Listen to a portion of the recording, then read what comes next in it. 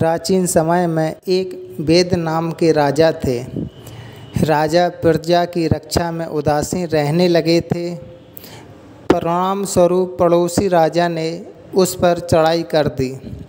वेद की सेना भी शत्रु से मिल गई थी।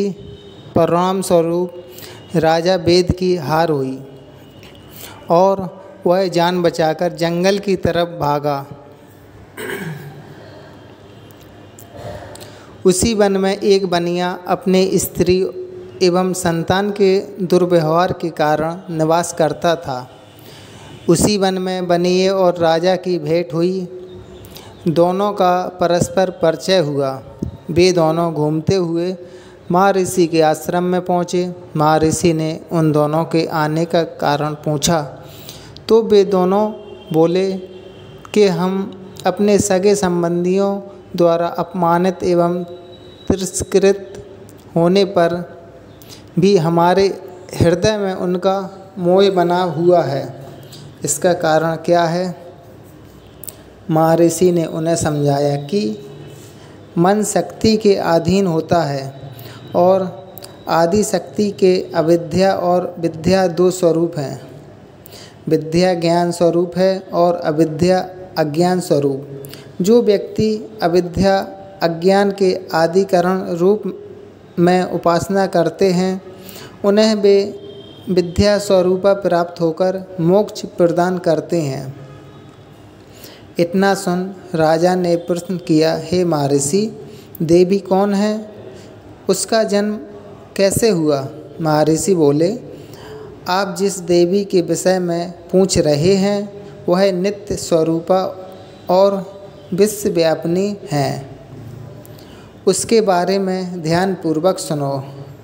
कल्पांत के समय विष्णु भगवान क्षीर सागर में अनंत शैया पर शयन कर रहे थे।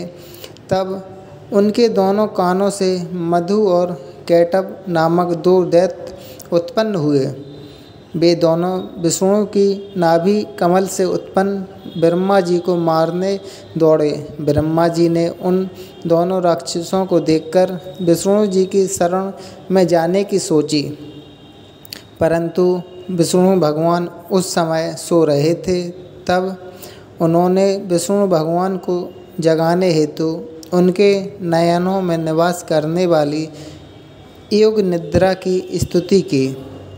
परिणाम स्वरूप तमोगुण देवी विष्णु भगवान के नेत्र, नासिका, मुख तथा हृदय से निकलकर ब्रह्मा जी के सामने उपस्थित हो गईं।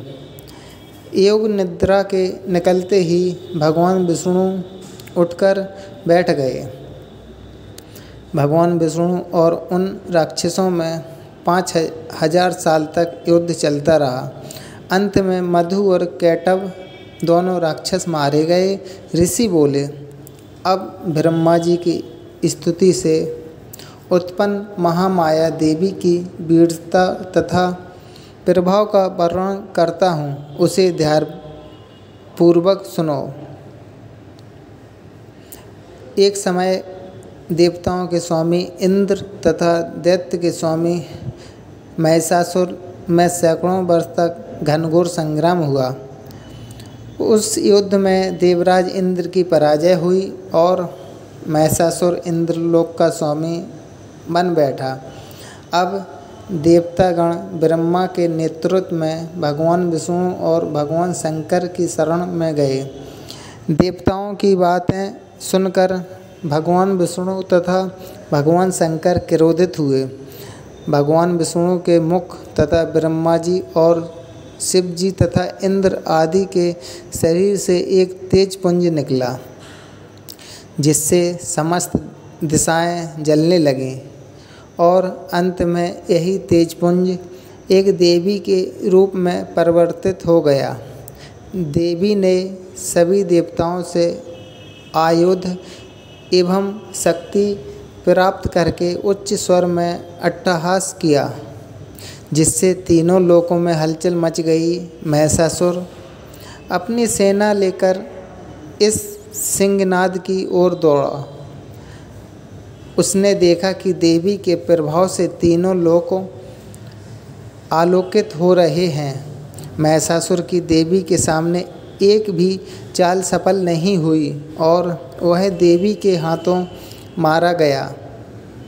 आगे चलकर यही देवी शुंभ और निशुंभ राक्षसों का वध करने के लिए गौरी के रूप में अवतरित हुईं।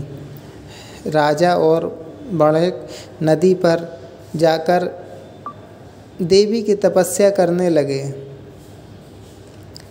3 वर्ष तक घोर तपस्या करने के बाद देवी ने प्रकट होकर उन्हें आशीर्वाद दिया। इससे संसार के मोह से मुक्त होकर आत्मचिंतन में लग गया और राजा ने शत्रुओं पर आक्रमण करके विजय प्राप्त करके अपना वैभव प्राप्त कर लिया। कैसी लगी दोस्तों ये धार्मिक हिंदी कहानी? कमेंट करके ज़रूर बताएं और हमारे YouTube चैनल को सब्सक्राइब करें ताकि आपको ऐसी कहानियाँ मिल सकें।